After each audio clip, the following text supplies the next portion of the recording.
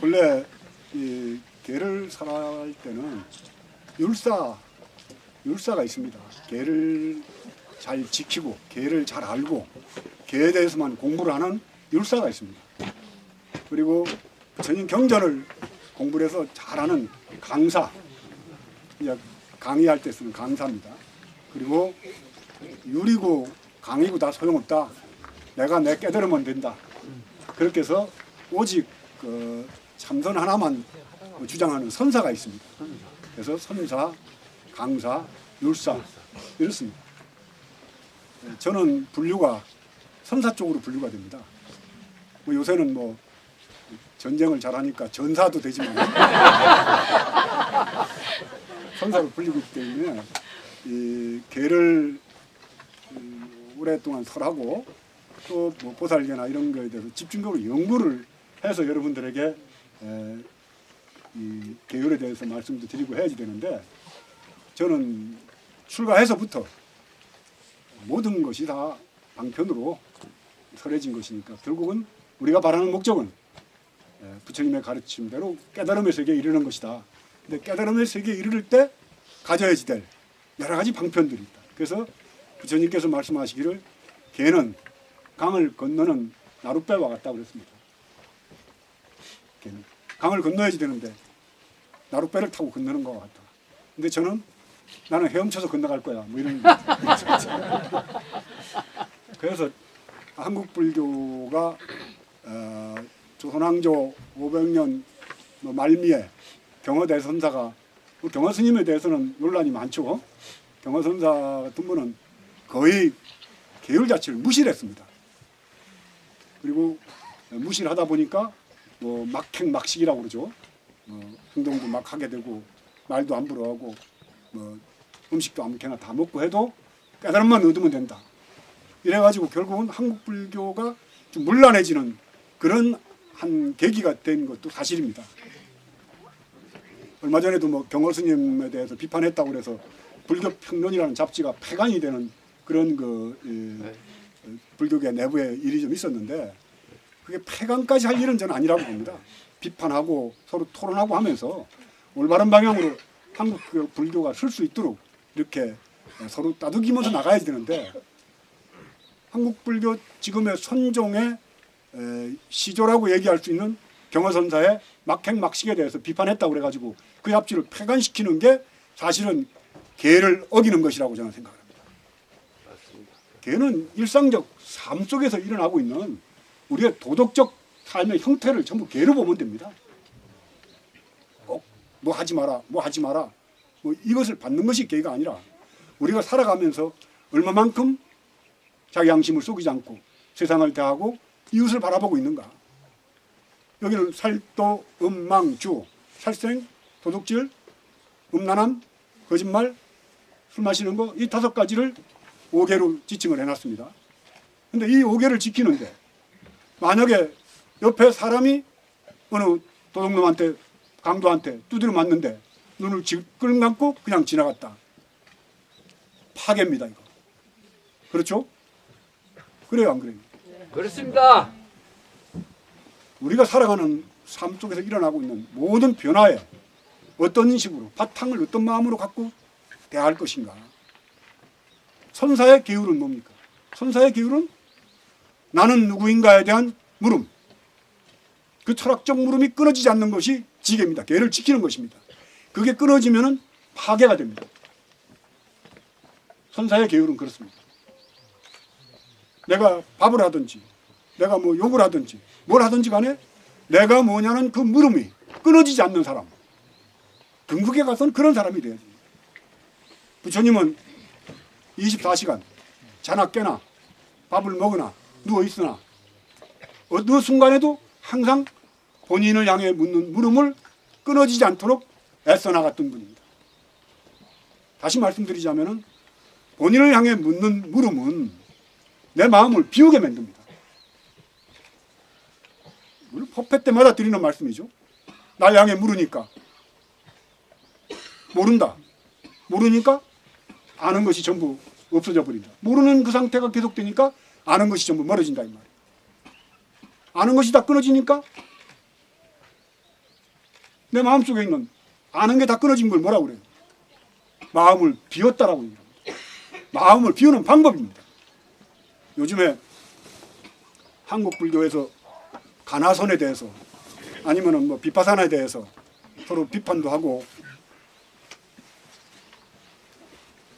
가나선이 뭐다, 뭐 비파사나가 뭐다 하면서 서로 간에 논리적으로 뭐 이런 토론도 하고 논쟁을 하는데, 조금 더 어려울 게 없는 걸 어렵게 만들었다 이 말이에요. 부처님께서 모든 걸 버려라, 비워라, 욕심을 버려라. 욕심은 어디로부터 나옵니까? 내 마음으로부터 나옵니다. 마음속에 있는 욕망 비우려면 어떻게 해야 돼요? 일부러 욕망을 비우려고 할 게 없다 이 말이에요. 내가 쌓은 지식, 내가 갖고 있는 명예, 사회적 지위, 그런 것들이 거짓 에고, 나를 만들어 놨단 말이지. 이걸 비워야지 된다. 비우려면 어떻게 해요? 정말 물그릇 비우듯이 비워지는 건 마음이 아니잖아요. 비우기 위한 방법 중에 가장 좋은 방법이 간화적인 방법이다 이거예요. 비파사나도 괜찮고 백골관도 괜찮고 수식관도 괜찮습니다. 그런데 얼마만큼 집중하느냐. 집중. 몰입이 된 상태에서 지속이 돼야지 된다. 부처님은 나는 누구인가? 도대체 인생은 왜 괴로운가? 산다는 건 뭘까? 그래서 출가를 하셨죠. 부처님께서 출가하셔서 그 문제를 깨닫기 위해서 막 고행하는 데 가서 저 잠도 안 자보고 음식도 안 먹어보고 나중에는 피골이 상접해가지고 그 뼈에다가 문종이 발라놓은 것 같이 이렇게 바짝 마를 정도로 고행을 하셨습니다. 그래도 이 문제가 해결이 안 되는 거예요. 중국의 요가적인 방법이라든가 중국의 많은 선지자들이 걸어간 길을 따라가면서 그대로 해봤어요. 근데 도대체 하고 삶의 문제, 죽음의 문제 해결이 안 되는 거예요. 그래서 어느 날 우유죽을 얻어 자시고는 보리수나무 아래 앉아가지고 도대체 이 삶의 존재는 뭘까는 물음 속으로 깊이 들어간 겁니다. 물어 들어간 거예요. 물론 그동안에 부처님께서 난행을 하고 고행을 하고 수행을 했던 것이 그것이 전부 다 별무 효과가 없는 건 아니죠. 어려움 속에도 끝없이 자기 본질을 향해 애써 나갔던 그러한 것들이 49일 동안 정진할 수 있도록 만들어준 힘이 된 거죠. 비유하자면은 홍수가 가득 져서 막 물이 콸콸콸 흘러내려와요. 근데 저 위에 거슬러 올라서 그 위에 어디를 가야지 돼.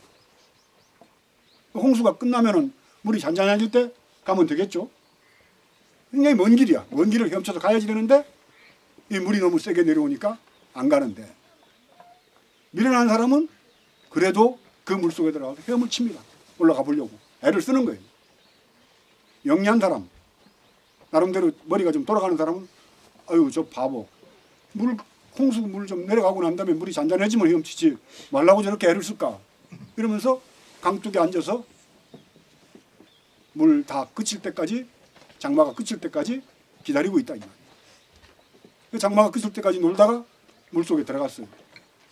미련한 사람은 그 안에서 계속 헤엄을 쳐서 저만큼 또 내려갔어요. 올라가지도 못하고.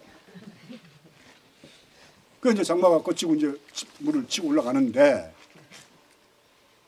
미련하게 그 물이 홍수가 져서 내려올 때 몇 날 며칠을 헤엄을 쳤던 사람은 그 헤엄치면서 뭐가 생겼어요? 근육이 생기죠.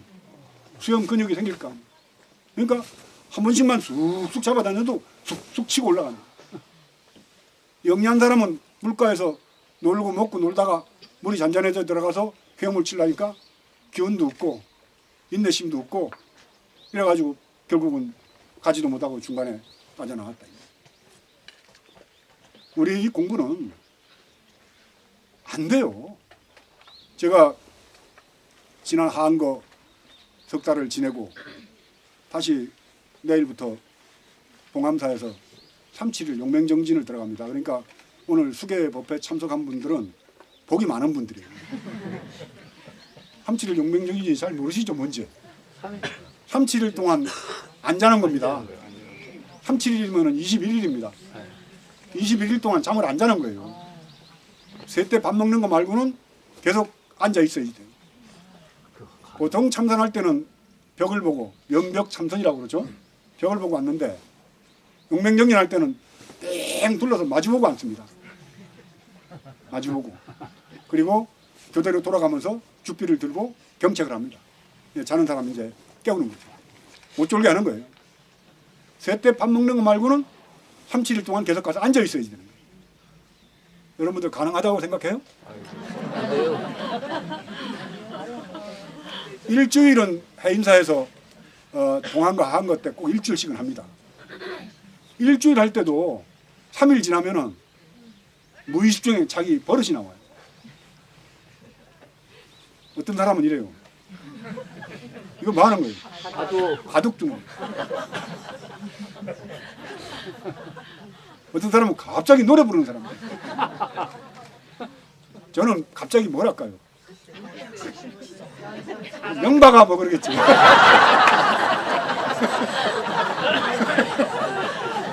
명바가 니 왜 그러노? 이러겠지. 그게 버릇이니까.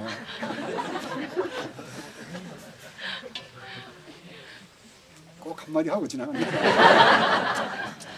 개 받는 날은 좀 좋은 얘기만 하면 안 되나? 그게 버릇인 걸 어떻게 해요? 근데 일주일 3일 지나면은 그 다음부터는 뭐 거의 어떤 사람분은 그 추운 겨울에 해인사 화장실이 엄청 깊습니다. 화장실 크기로는 아마 해인사만큼 옛날 이제 그 옛날 쓰던 화장실이죠. 변소조니까. 그러니까 변소가 얼마나 깊으냐면은 정월 초하룻 날 변을 보면 섣달 금음날 떨어진다.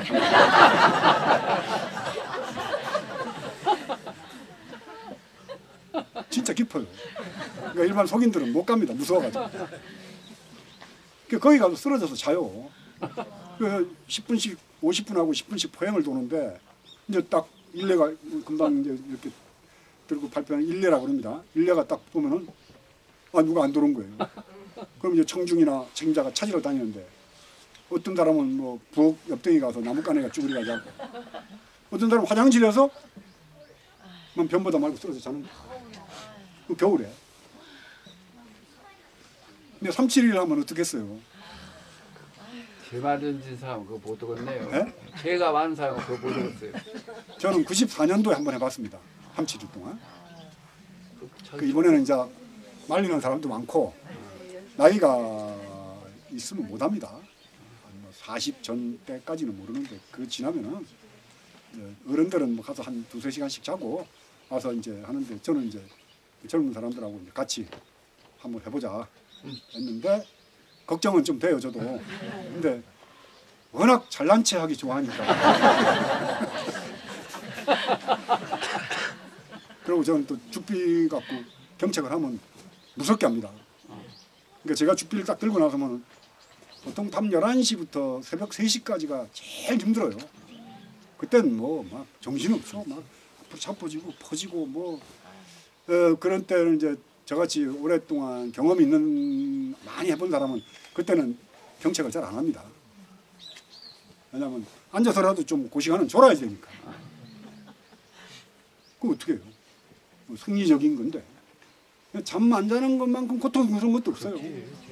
정말 힘듭니다. 밥 먹고 막 잠깐 사이에 뭐 안 그러면 뭐 무슨 뭐 청소하는 사이에 틈틈이 가서 이제 자빠지는 거죠. 어떤 사람은 부처님 탁자 밑으로 기어 들어가서 자니까 못 참는 거예요. 깨달으려고 그러거든요. 네. 깨달으려고 부처님 밑으로. 그래도 이제 37일을 하고 나면은 그것이 공부에 도움은 안 됩니다. 사실은 공부에 우리가 정진하는 공부는 일상적인 삶 속에서 편안하게 나를 향해 물어가야 되는데 이거 욕심이거든. 37일 동안 잠 안 자고 열심히 해서 내가 뭐 깨달아 보겠다는 욕심이 붙으니까 공부가 될 리가 없어요. 그러나 왜 해야지 되느냐? 아까도 말씀드렸지만은 물을 거실러 올라가는 미련한 수영객같이 쓰는 과정 속에 얻어지는 게 또 너무 많아요. 얻어지는 게. 미련한 것 같이 애쓰는 그 과정 속에 얻어지는 게 많다.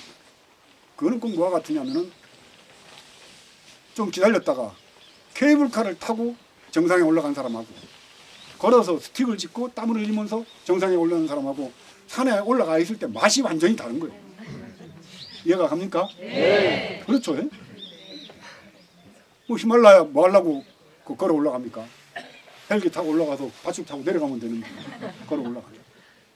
그런 과정 자체가 굉장히 중요한 겁니다. 우리가 정진하고 애쓰고 성공 안 해도 괜찮아요. 만약에 여기 입시를 하는 뭐 아기를 둔 부모도 있겠지만 꼭 대학 안 가더라도 대학을 가기 위해서 막 졸이면서 기도하고 애쓰고 했던 그 과정 같은 것들이 사실 알고 보면 나한테 더 소중한 그러한 그 이 마음의 양식으로 남게 된다 이 말.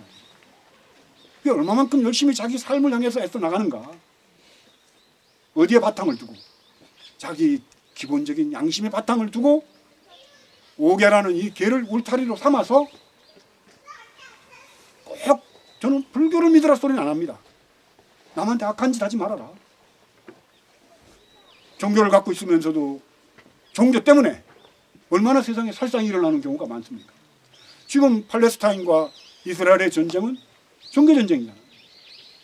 그런데 두 형제 같은 형제가 있잖아요. 아브라함이 애를 100살이 되도록 애를 못 나니까는 그 둘째 부인을 얻습니다. 얻어서 애를 낳은 게 이스마엘이죠. 이스마엘을 낳는다 이 말이에요. 근데 나중에 본 부인이 100살인데 본 부인이 또 애를 낳아요. 그게 이삭이죠. 그러니까 본 부인이 저 둘째 더 낳은 거는 안 되니까 어디 내쫓아라 해가지고 그 저 쫓겨간 게 팔레스타인 아닙니까? 그러니까 둘이 이복 형제입니다. 지금 그 팔레스타인하고 이스라엘하고 싸우는 거는 이복 형제 간의 후손들이 저렇게 죽일 듯 살릴 듯 싸우는 거예요. 종교가 사람을 살상하게 만든다면 종교의 역할을 못하는 거죠. 목사가, 중이, 신부가 세속에서 살다가 점잖게 아무 종교도 없이 농사만 짓고 그저 평화롭게 살던 노인네만큼도 더 지혜롭지 못하고 더 욕심이 많고 더 나쁜 짓 많이 하고 이런 경우는 너무 흔하잖아요. 그렇다면 종교는 뭡니까? 사기나 치고 협박이나 하고 거짓말이나 하고. 내가 아까도 잠깐 앉아서 얘기했습니다만 입시철이 되니까는 입시기도 안 할 수가 없습니다. 입시기도 하러 다니다가 절에 온 보살님들이 너무 많기 때문에 입시기도는 해야지 돼요. 근데 생각을 해봅시다 한번. 입시기도를 해서 기도한 사람만 합격 해준다고 칩시다 부처님이. 그럼 이건 정말 부정입학이에요.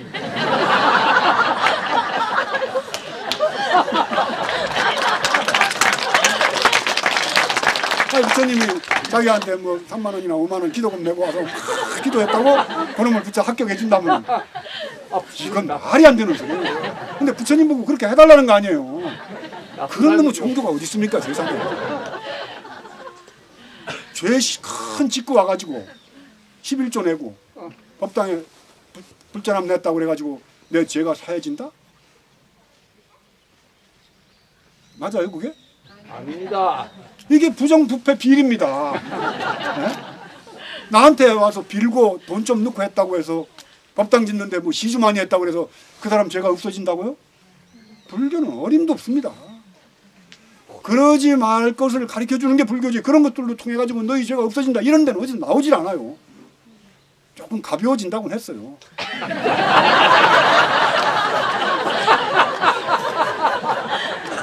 너무 이러면 제가 먹고 살 길이 막힙니다.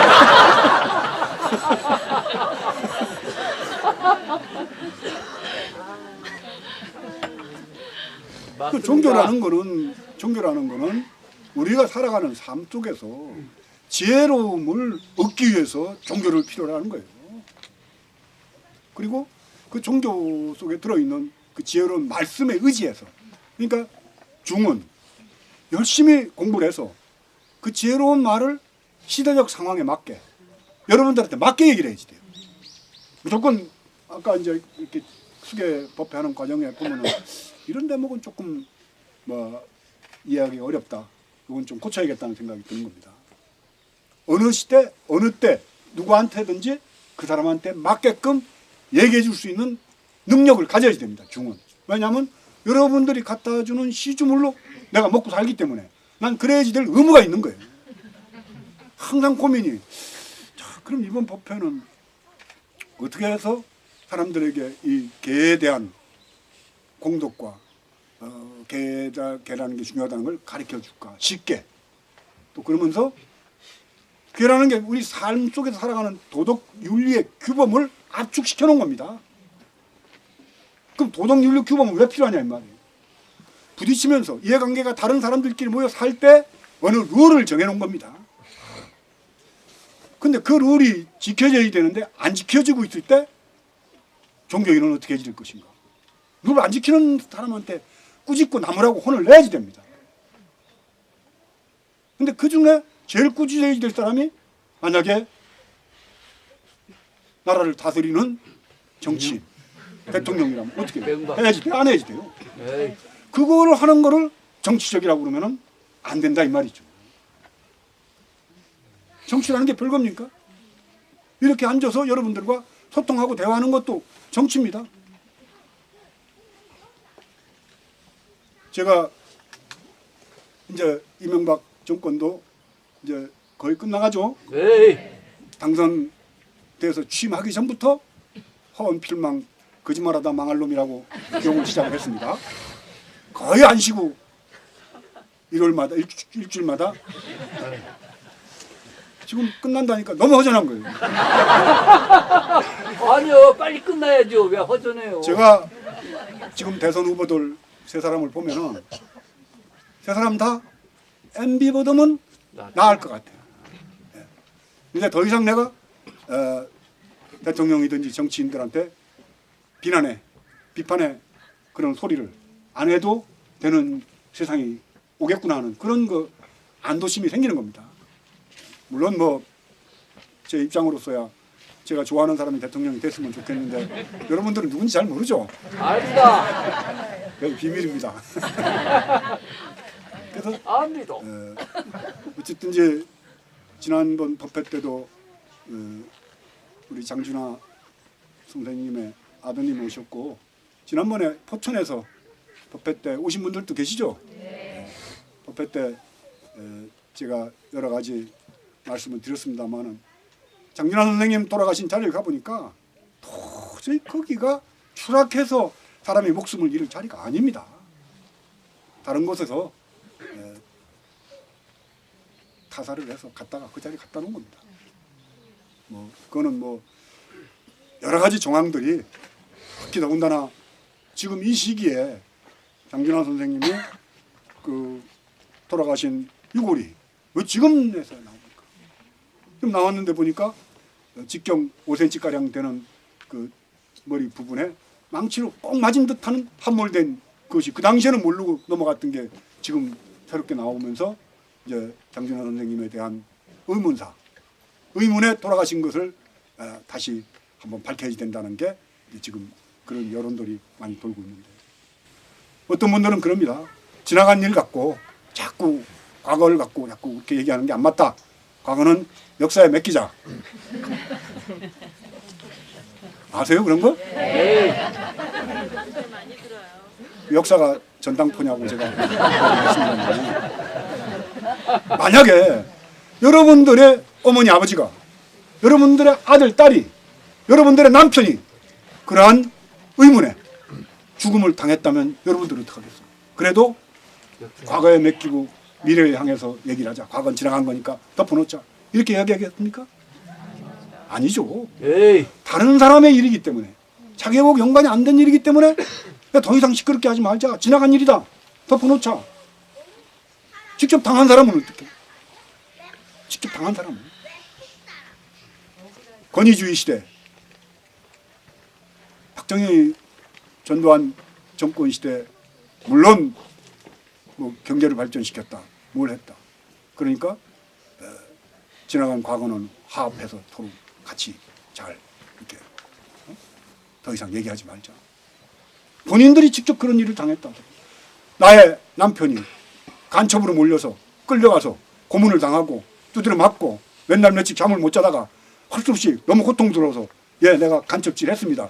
써서 그 자백에 의해서 15년, 6년, 20년씩 감옥을 살다가 그 가족들은 간첩의 마누라, 간첩의 아들, 간첩의 딸로 가진 핍박과 비난을 받으면서 올바른 삶을 못 누렸다 이 말이에요.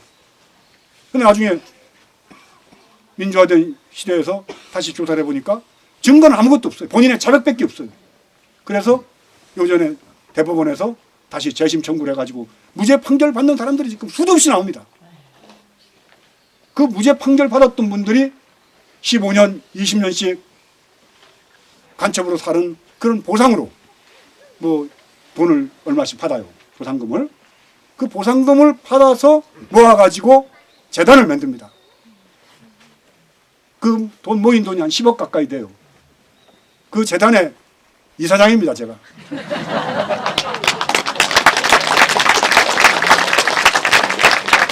그분들의 실제 받았던 고통, 진도 일가족 간첩단 사건, 무슨 안면도 간첩단 사건, 전부 다 집안에 하나라도 뭐 누가 북에 있다든가 하면은 너 북에서 그 사람 내려왔을 때 만났을 때 뭘 받았지. 그리고 두드려 파는 겁니다. 한 달, 두 달씩 잠 못 자고 가면서 두드려 패고 물 먹이고 고춧가루 갖다 붓고 하면은 거기다 누가 안 쓰겠어요. 나 같으면 몽댕이 지나는데 얼른 아이고 나는 간첩했습니다. 왜 맞아요? 안 맞아야지 됩니다. 그렇게 해서 인혁당 사건 같은 경우에는 판결 18시간 만에 그것도 군사재판에서 1심, 2심을 했습니다. 군사재판에서 긴급조치 위반으로.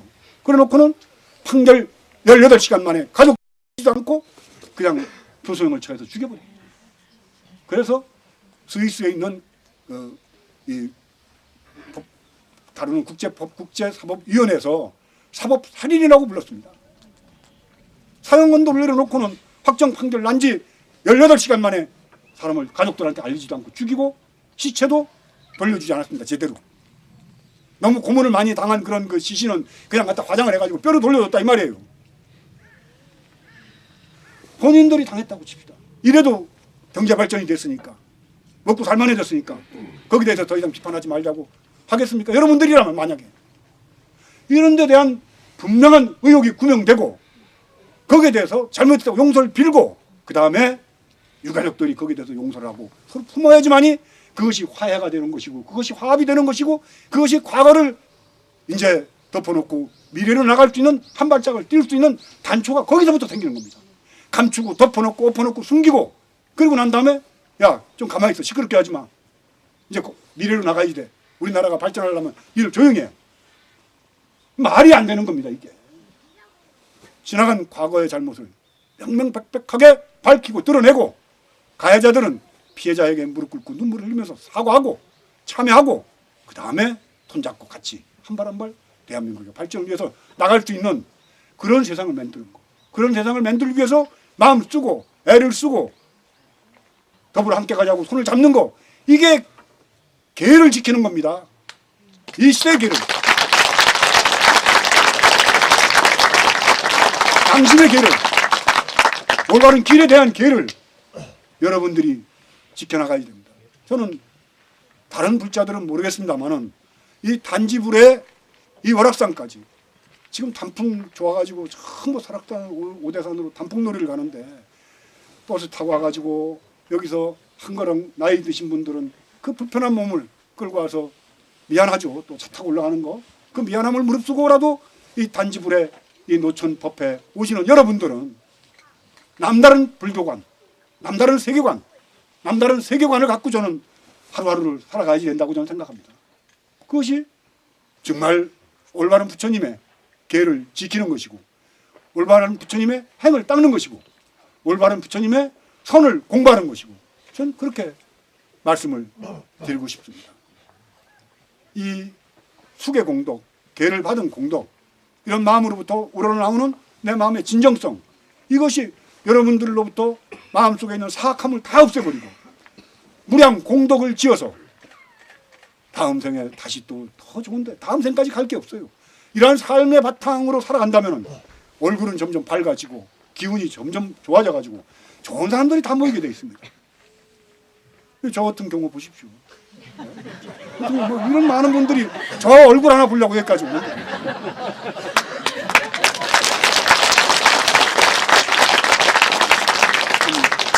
이제 11월 달 제가 보니까 11월 7일인가 끝나더라고요. 37일 용맹정진이 끝나고 바로 11월 법회가 있어요. 그래서 아마 서울에서 뵙게 될 겁니다. 11월 법회는. 그래서 용맹정진 직전에 들어가기 직전에 제 얼굴을 보고 또 끝나고 나서 바로 또 여러분들 저를 보게 될 겁니다. 그러면 여러분들도 저하고 같이 용맹정진 하는 겁니다. 여러분들의 원력과 여러분들의 응원과 여러분들의 성원 속에 37일 정말 열심히 또 해서 또 한 발 한 발 우리가 부처님의 세계 가차이 저 혼자 절대 안 가겠습니다. 여러분들 다 안고 같이 더불어 한 발 한 발 가도록 제가 그런 혼자는 정말 안 가겠습니다.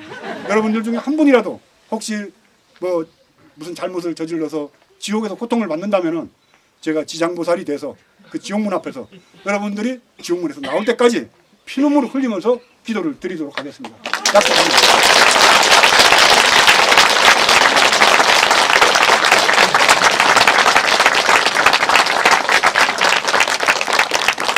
네, 건강히 다녀오시라고 다시 한번 큰 박수 보내드립니다.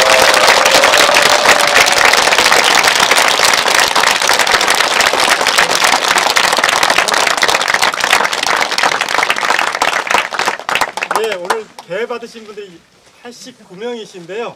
대표로 두 분만 배첩을 드리겠습니다. 나머지 분들은 법회 끝나고 공양하시고 나서 선용 스님께서 호명해서 드리겠습니다. 두 분 앞으로 나와 주시면 고맙습니다. 이상윤님과 이영경님.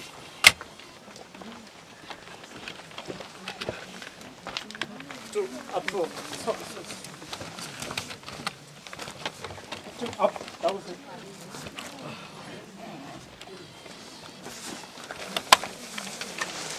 무작위로 뽑은 거야. 뭐 이렇게 해서 어떻게 한 거야? 골랐어? 여기 학생은 특별히 스님을 보면은 힘이 난답니다. 한 달에 한 번씩.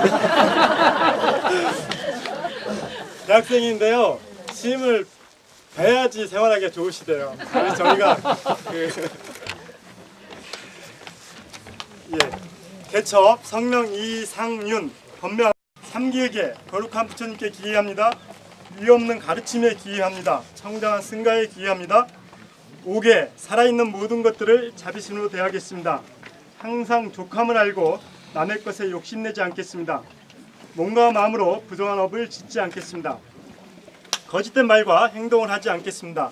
취하거나 정신을 잃게 하는 음식을 멀리하겠습니다. 이상과 같이 가르침을 받아 항상 마음속에 깊이 지니는 진실한 불자가 되기를 소원합니다. 글기 2556년 10월 14일 잔지불의 수계법사 계사 명진.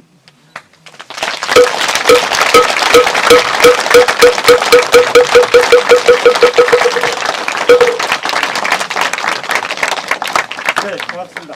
다음은 이영경 부사님이신데요. 개첩 성명 이영경 본명 자비행. 나머지는 같습니다. 큰 박수로 축하해 주시면 고맙습니다.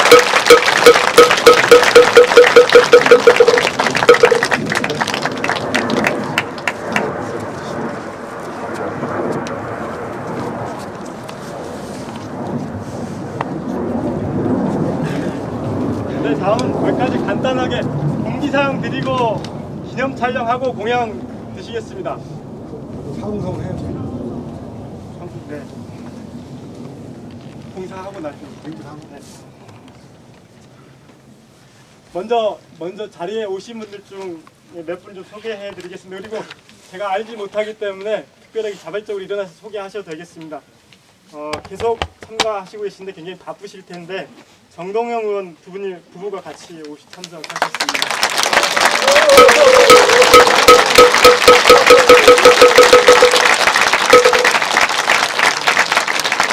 네, 그리고 지금 두 번째 보강함에 오셨는데 장옥원 선생님 오셨습니다. 네.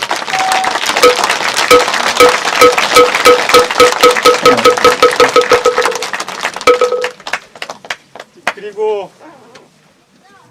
잘 아실 텐데요.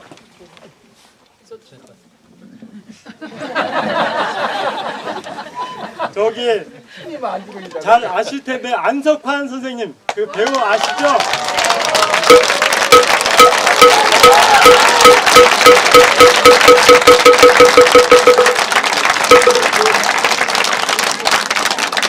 같이 지인을 모시고 오셨는데요. 시인이십니다. 손세실리아.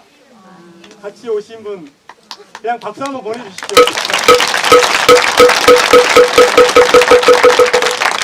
나머지 분들 제가 알고 있는 분들이 모르시는데 아까 어디 오신 분들이 많이 계신 것 같은데 혹시 인사하실 분 계시면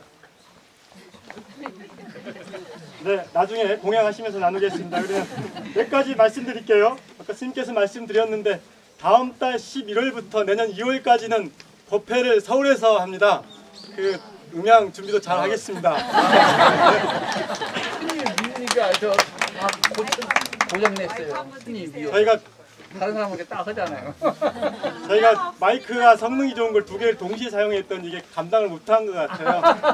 처음에는 괜찮은데 나중에 동시에 바꿨더니 양해를 좀 부탁드리겠습니다. 그 법회 장소는 굉장히 교통이 좋은 데입니다. 왕십리역 바로 앞 옆에 있는데요. 성동 청소년 수련관 11월, 12월 두 달은 근로했습니다. 많이들 참석하시면 좋겠습니다. 스님 아까 말씀하셨는데 봉암사 결제 끝나시고 정지 끝나시고 바로 하시는 법회입니다. 그리고 보강암 불사를 계속 진행해 왔는데요. 7월 중순부터 오늘로 마감을 지을 텐데요. 진행했던 내용들은 뭐 법당 마루 다 칠 리스트에서 좀 더 좋죠. 이게 방수 문제 때문에 그리고 트럭도 구입하셨고 축대 다 하셨는데 그 다음 이제 하셔야 되는 게 우물을 팔 거고요. 내년 봄에 공양간 수리할 텐데 현재 마감하는 오늘까지 32분이 동참하셨는데요. 1억 178만 원 불사하실 만큼 원래 목표했던 그 불사금 마감됐습니다. 그래서 동참하신 모든 분들에게 큰 박수 한번 보내주시면 고맙겠습니다.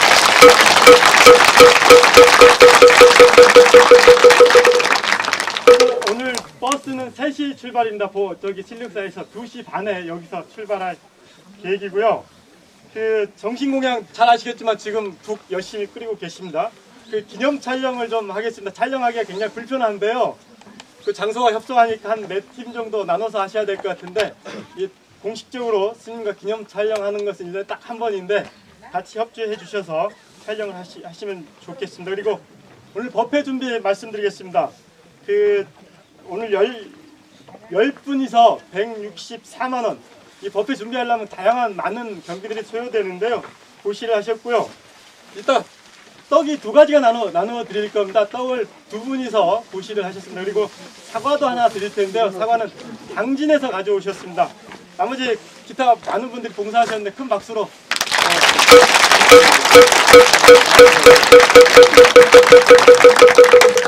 네, 그리고 특별히 저기 번나라에서 오늘 처음 사용하는 국그릇이 있는데요. 번나라에서 고시하셨고요.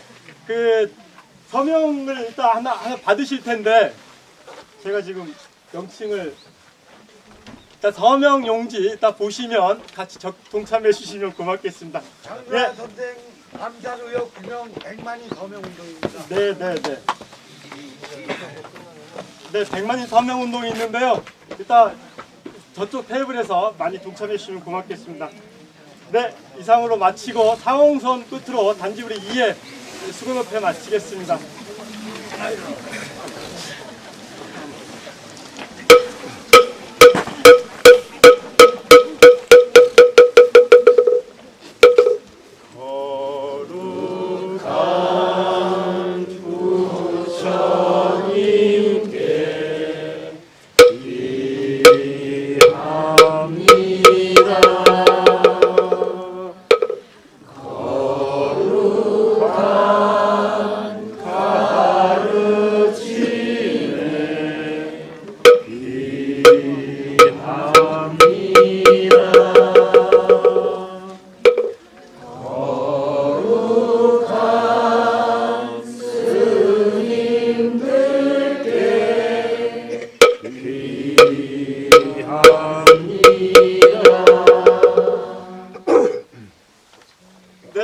이제 마치고요. 기념 촬영하겠습니다.